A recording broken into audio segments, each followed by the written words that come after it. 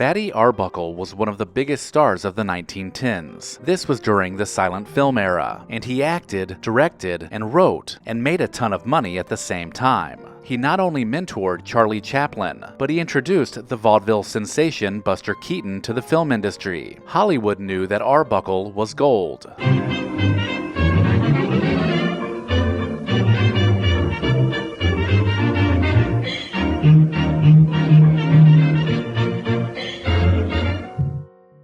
And Paramount Pictures offered him an unheard of contract in 1920 that guaranteed him $1 million per year. But then it all came crashing down. Fatty Arbuckle became tangled up in the very first Hollywood scandal that saw him arrested, charged, and tried 3 times for a heinous crime.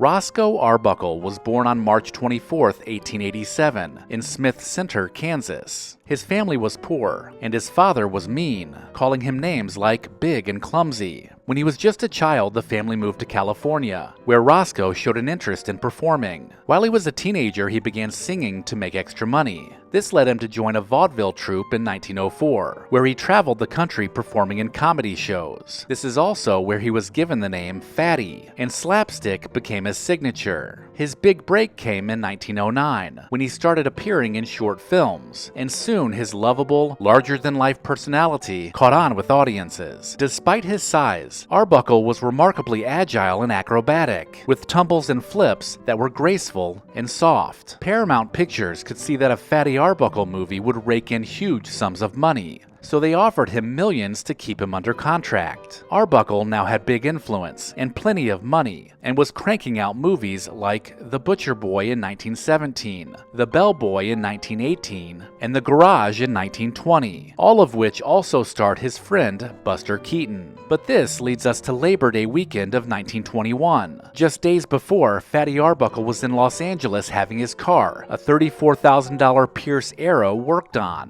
While at the mechanic, he happened to sit on a rag soaked in acid that left him with a second-degree burn. But this wouldn't stop him from heading up the coast to San Francisco for a party at his favorite hotel, the St. Francis. Arbuckle and his entourage reserved adjoining rooms and a suite, and his friend, Fred Fishback, arranged everything from inviting guests to obtaining the illegal liquor for the party. On September 5, 1921, the Labor Day festivities had begun, and many women had joined the celebration, including a 26-year-old actress named Virginia Rappe. The details from this point are what's up for debate, because during the wild and raucous party, Rappe fell ill. She was taken to another room and a doctor was called. The doctor assessed her condition and suggested it was simple intoxication, but he did administer morphine.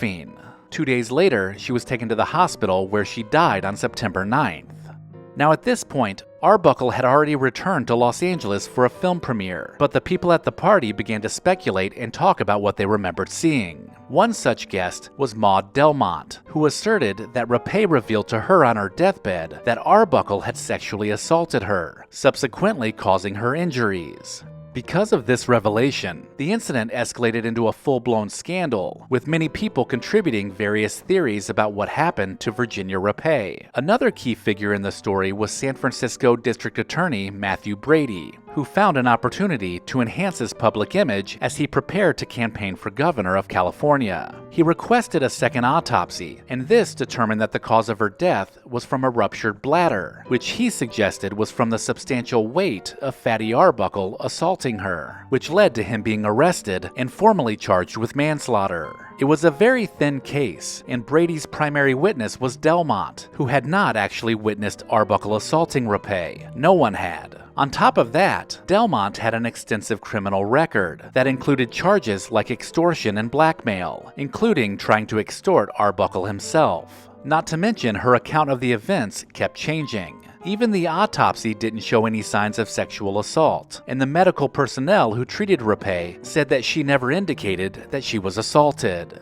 During the trial, Arbuckle testified that he had been an acquaintance of Rappe's for a few years. Rappe was painted as having a reputation for getting drunk at gatherings, which would then lead to her screaming and sometimes disrobing. This past behavior indicated to the defense team that alcohol may have been to blame, and the intoxication caused pain or discomfort within her, leading to the appearance of somewhat erratic behavior when she drank. This, plus the revelations about Maud Delmont and her intent to make money off certain scandals, ruined the case for the prosecution. The first trial, because of very little evidence, ended with a hung jury, so he was tried for a second time, but during this trial, Arbuckle chose not to testify. The jury interpreted this decision as an indication of guilt, but they still ultimately reached a deadlock. But this time they were much closer to convicting, with a vote of 10-2. So he was then tried for a third time in 1922. During this trial, the defense took a much more assertive approach. Arbuckle once again provided testimony, reiterating his account of the events. And after both sides presented their cases, the jury only needed to deliberate for 5 minutes before returning a verdict: not guilty. The speed of deliberation was surprising, but then the jury went as far as issuing an apology to Arbuckle, stating, "The acquittal alone does not suffice for Roscoe Arbuckle. We believe that a significant injustice has been inflicted upon him. It is also our clear obligation to provide him with this exoneration."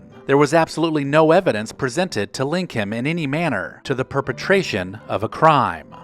During these 3 trials, the media frenzy was intense because the coverage sold a lot of newspapers. Some stories claim that Arbuckle had suffocated Rapé under his heavy weight, while others alleged that he had assaulted her with foreign objects, going as far as providing explicit descriptions that were never backed up factually. Arbuckle was presented to the public as guilty from the start, while Virginia Rapé was the innocent victim. The papers seemingly omitted many important details about her own history, while playing up the unfounded theories that sensationalized the story. The criminal trial, played up by the coverage in the news, also led to an intense public backlash of Fatty Arbuckle, who was once one of the most wholesome actors in Hollywood. Not only was he accused of rape and murder, but he seemed to also represent the moral decay of Hollywood. Movie theaters nationwide began refusing to screen any of his films, and Hollywood itself began prohibiting anyone from hiring Arbuckle. His successful career as a movie star was effectively over, and his reputation was ruined. Over the next decade, Arbuckle was relegated to making movies using a pseudonym, but he was never the same.